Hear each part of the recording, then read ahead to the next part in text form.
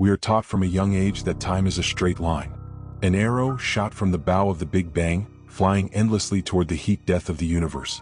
We are taught that the past is set in stone, a library of finished books that can be read but never rewritten. And we are taught that the future is an unwritten page, pristine and waiting for our ink. But what if that is a lie? What if time is not an arrow but a loop? Or worse, what if time is a cage and we are merely the rats scurrying within its walls, unaware of the eyes watching us from the outside? Welcome to the Lost Minute. Today we are going to explore the journal of a man named Dr. Silas Vane. You won't find his name in any university database. You won't find his obituary in any newspaper. As far as history is concerned, Silas Vane never existed. And after reading what he left behind, I am beginning to understand why the universe decided to erase him. This is not a story about the wonder of exploration. It is a warning. A testament to the fact that some doors, once opened, can never be closed again. The journal begins on October 14, 1998. Silas was a theoretical physicist obsessed with the concept of temporal bleeding. He believed that ghosts, déjà vu, and the Mandela effect were all symptoms of the same disease, glitches in the timeline caused by the thinning of the barrier between now and then. He didn't want to travel through time in a machine made of chrome and flashing lights. He wanted to peel back the wallpaper of reality and step through the gaps. His entry from that day reads, "I have isolated the frequency." Sounds like a scream slowed down by a billion years. It is a hum that exists between the seconds. If I can match my own biorhythm to this frequency, I believe I can step out of the current stream. I don't want to go to ancient Rome or the distant future. I just want to go back to yesterday. Just 24 hours. To test the waters. We often romanticize time travel. We imagine stepping out into a sunlit past, breathing fresh air, seeing loved ones who are long gone. Silas discovered the truth is far more visceral and far more repulsive. On November 2nd, he made his first jump. He didn't use a vehicle. He used a sensory deprivation tank and a complex array of acoustic emitters designed to vibrate his pineal gland into a state of quantum displacement. He aimed for 24 hours prior. He wanted to stand in his living room and watch himself eat breakfast. The entry following this experiment is frantic.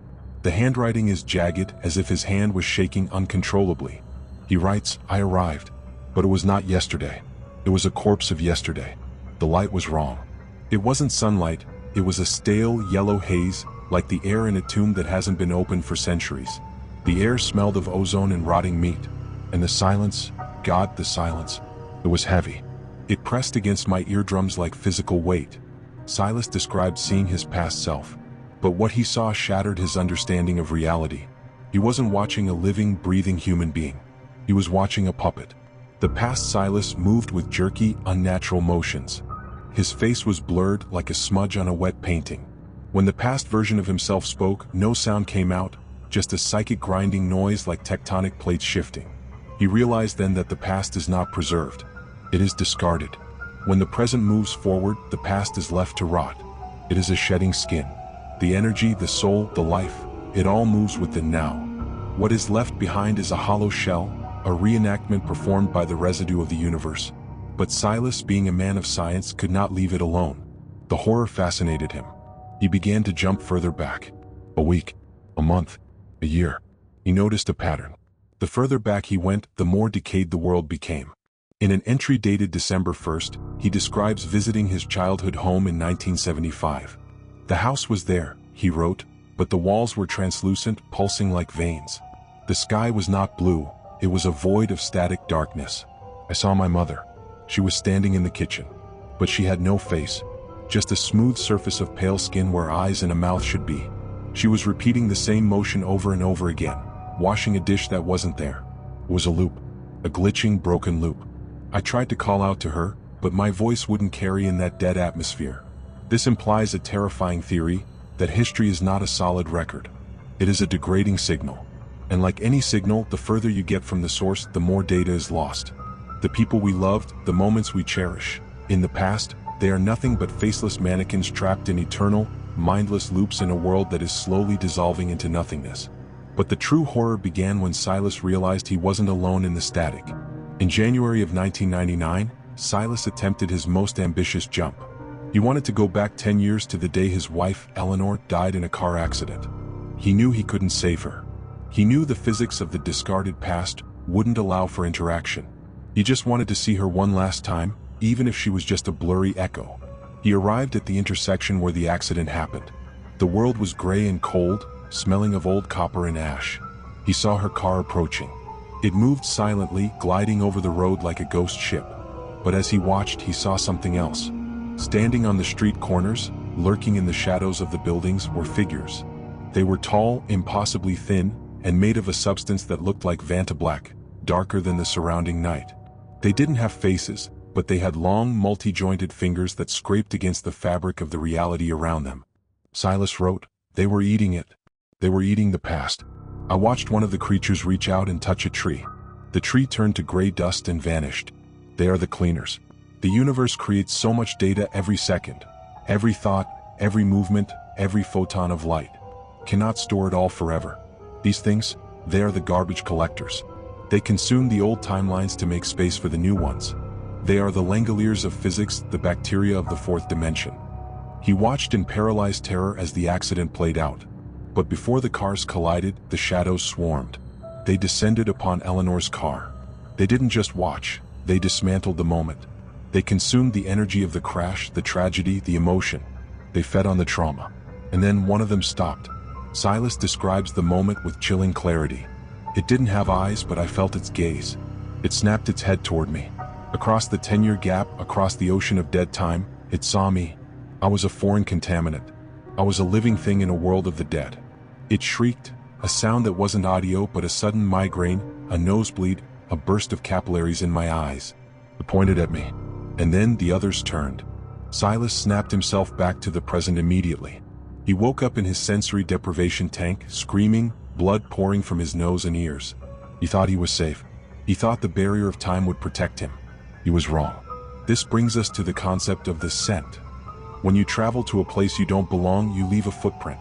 But you also pick something up. You bring the smell of that place back with you. And the creatures that hunt in the deep waters of time, they can track that scent. The weeks following his return were a descent into madness.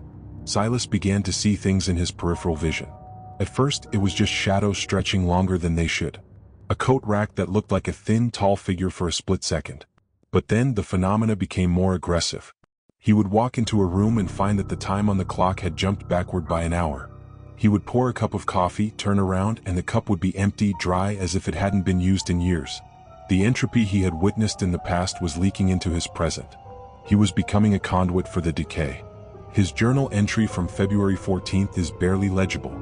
"I am rotting," he scrawled. "Not my body but my time. I look in the mirror and for a second I see my face as it will be in 20 years. Then I see it as it was a child. I am flickering. I am losing my anchor to the now. And they are getting closer. I hear them scratching at the walls. Not the walls of my house but the walls of the second. They are in the milliseconds. They are in the space between the tick and the tock." Silas tried to run. He left his lab, his home, his life. He drove north, hoping to find a place where the signal was weak. But you cannot run from time. It is already where you are going. The final sequence of events is pieced together from a series of audio tapes he recorded in a motel room in Minnesota. The tapes are distorted, filled with white noise and that same low, grinding hum he described hearing when he first observed the past. In the recording, Silas sounds exhausted. His voice is a rasp. "I figured it out," he whispers. "The creatures, they aren't monsters. They are the immune system. I infected the timeline by being where I shouldn't be. I created a paradox just by observing. The act of observation changes the state of the particle, right? Well, I observed the dead past and I gave it life again. I woke up the ghosts. And now the antibodies are here to sterilize the wound. I am the infection." There is a long pause in the tape. Then a sound. It sounds like wet paper tearing. It sounds like the air itself is being ripped open. "They are here," Silas says, his voice remarkably calm. "They are not coming through the door. They are coming through the air.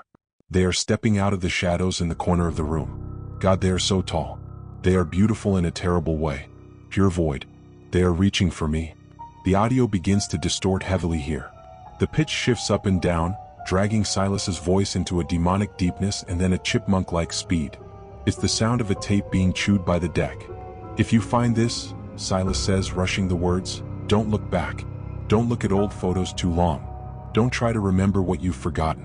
Nostalgia is a trap. The past is dead for a reason. Let it stay dead. If you look at it, it looks back. If you try to relive it, you are stealing from them. And they want there. The tape cuts to silence. Not the silence of a finished recording, but absolute digital zero. No static. No hum. Just nothing. The police found the motel room 3 days later. It was pristine. The bed was made. The luggage was untouched. The journal and the tapes were sitting on the desk. But of Silas Vane there was no trace. No DNA, no fingerprints, no hair fibers. It was as if he had never been in the room. However, there was one anomaly in the police report that was never released to the public.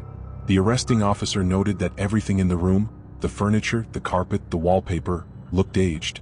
Not dirty but old. The wood of the desk was brittle and gray. The curtains were moth-eaten and dusty. The room looked like it had been abandoned for 50 years, sealed in a time capsule, right in the middle of a busy modern motel. Silas didn't just die. He was deleted. The cleaners removed him from the timeline to fix the error. This story raises a terrifying question for all of us. How often does this happen? When you lose your keys and find them in a place you already looked, is that just a lapse in attention? Or did the timeline glitch and repair itself? When you walk into a room and forget why you went in there, was it just a brain fart? Or were you reset? Did you see something you weren't supposed to, and your memory was wiped to protect the continuity? We assume our reality is continuous. We assume that yesterday leads into today, which leads into tomorrow. But Silas's research suggests that reality is a series of discrete frames, and sometimes frames get dropped. Sometimes the film burns. There is a concept in theoretical physics called the false vacuum. Ideally, our universe exists in a stable state. But it's possible we are in a metastable state, like a ball perched on a ledge. All it would take is a nudge, a tiny puncture in the fabric of space-time, and the laws of physics would unravel at the speed of light, rewriting the universe into a lower energy state. A state where life as we know it cannot exist. Silas Vane gave the universe that nudge, and the universe pushed back. So, tonight, when you lay your head on the pillow and the house settles into silence, listen closely. Listen to the hum of the refrigerator, the settling of the wood beams, the wind outside. Listen for the sound between the sounds. Do you hear that low grinding vibration? Do you feel that sudden drop in temperature? Maybe you are just tired. Or maybe, just maybe, you are nearing a weak point in the film. Maybe the cleaners are nearby, patching a hole in the reality you take for granted. And whatever you do, do not try to remember what you did exactly 10 years ago at this very minute. Don't try to visualize the faces of the people you have lost too clearly, because memory is a form of time travel. And every time you remember, you are opening a door. You are inviting the past into the present. You are ringing the dinner bell for the things that eat time. Think about this. Have you ever noticed that old statues often have missing noses or hands? We attribute it to erosion. But what if it's the first sign of the decay Silas saw? What if the past is slowly being eaten from the edges inward? Eventually, the erosion will catch up to the present. Eventually, the cleaners will run out of past to eat, and they will turn their hunger toward the now. Perhaps that is why time feels like it is moving faster as we get older. The years seem to fly by in months, the months in weeks. Maybe it's not just a perception of age. Maybe the timeline is shrinking. Maybe the void is catching up to us, consuming the track behind the train, forcing us to accelerate just to stay ahead of the nothingness. Silas Vane warned us that nostalgia is a trap. He warned us that the rearview mirror reflects monsters. So keep your eyes on the road ahead. Keep moving forward. Because if you stop, if you turn around, you might find that the scenery behind you has already been taken down. You might find that there is nothing there but the white noise, the gray dust, and the tall, dark shadows reaching out to correct the mistake of your existence. We are living in the lost minute. Every second is a gift stolen from the void. Don't waste it looking back. If you enjoyed this dive into the unknown and want to keep your timeline secure, don't forget to leave your like and subscribe to the channel for more dark stories. Your support helps us unravel the next lost minute. Stay present, stay watching, and don't let the static take you.